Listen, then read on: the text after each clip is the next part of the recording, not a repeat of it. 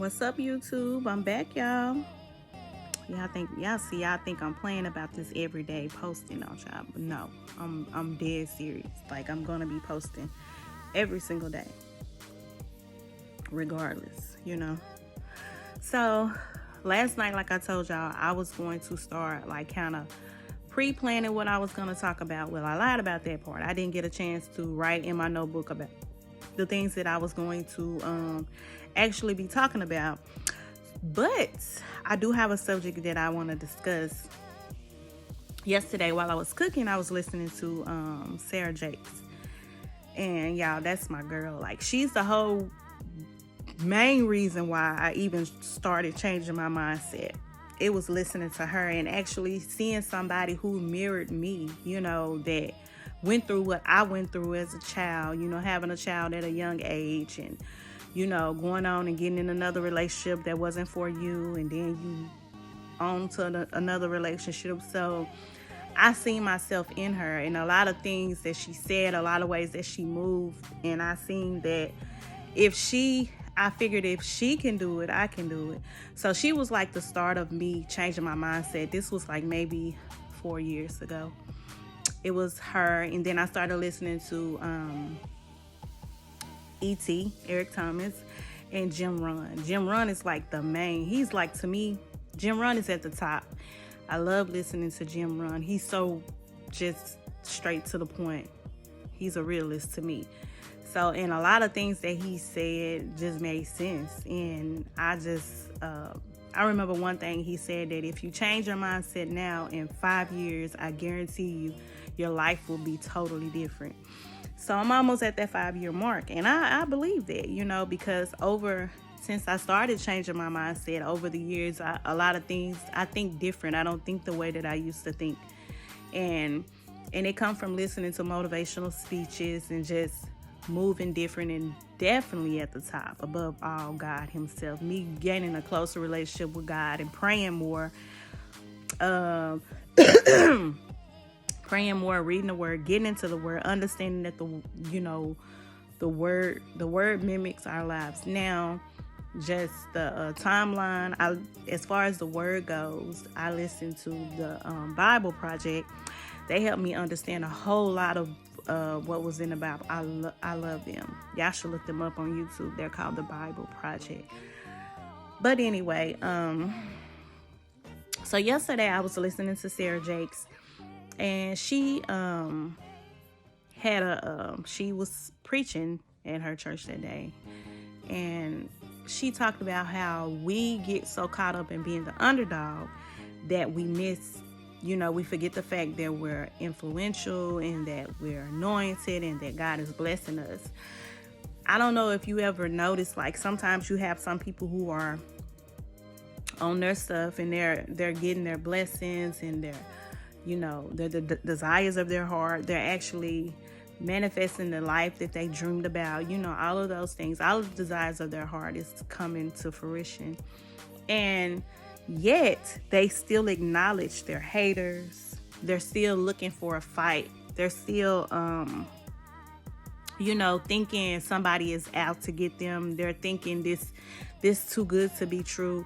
They're still kind of like petty, so to speak, because they're so used to fighting their way to the top. They're so used to just fighting for a spot, and all of that. So a lot of times when they get to the point where they're actually receiving these blessings and they're no longer the underdog, it doesn't click in their head. In their head, they're still this underdog fighting for a spot. Now, in retrospect, you should always keep that's the humbleness. That's where the humbleness come in. You should always remain humble.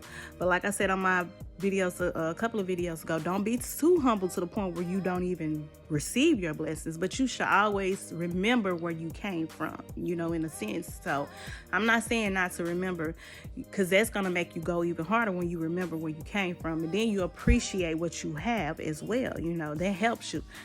But don't get to the point where you can't even receive the blessings and live in the moment of your blessings and the desires, so much so that you can't live in the moment because you're constantly just looking for a fight. You're constantly like still got that side eye towards people, and you're not realizing you're not the underdog anymore. You made it. You made it. So you made it. You don't have to just look at yourself and be like, you don't have to like do that anymore. You made it.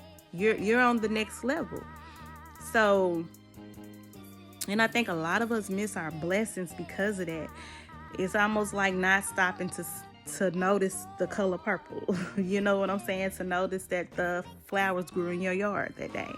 Or not even, you're so and then a lot of times you're constantly in competition with other people. So you're in beast mode all the time. You're in grind mode all the time. And you're not even enjoying the fruits of your labor, So you have to realize that it's okay to not be the underdog anymore.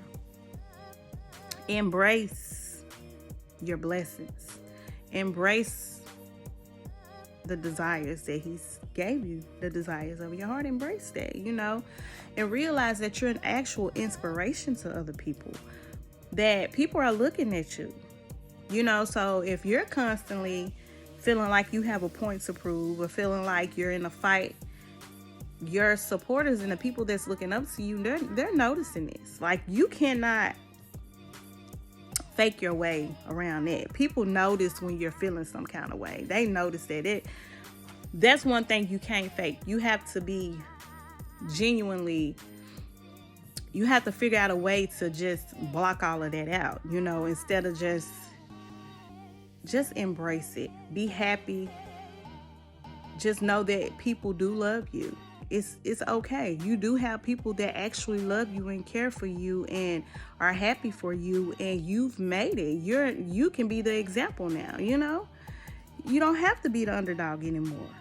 Understand that. You get it. You made it now.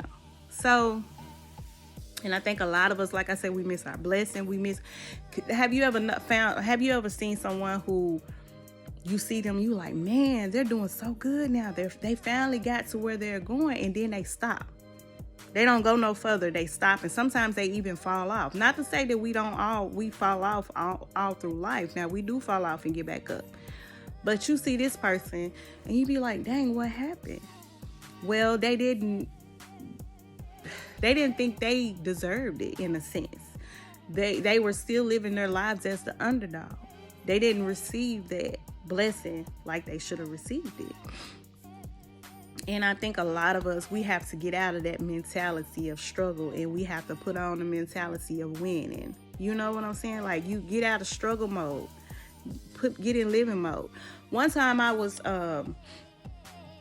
this was about a year after I started changing my mindset, and I was just sitting there. This was before I even heard this. I was just sitting there one New Year's Eve, and I was at my cousin's house, and we were all sitting around the table and drinking and just celebrating. And I thought to myself, I haven't lived. I've been struggling my whole life. Like, I'm always waiting on my next paycheck. I'm always trying to figure out a way to rob Peter to pay Paul. I'm constantly going through problems in relationships. Like, I was like, I gotta hurry up and start living. You know what I'm saying? I realized, like, I've been struggling. Like, it's time to start living. Like, I gotta get out of struggle mode and get in living mode, So, I think that, like I said, we have to understand that when we start to receive our blessings, receive it. Actually receive your blessings. Don't let it just, okay, I got it now. I don't know how they feel about me. Look, I gotta rub this in their face. You don't have to do that.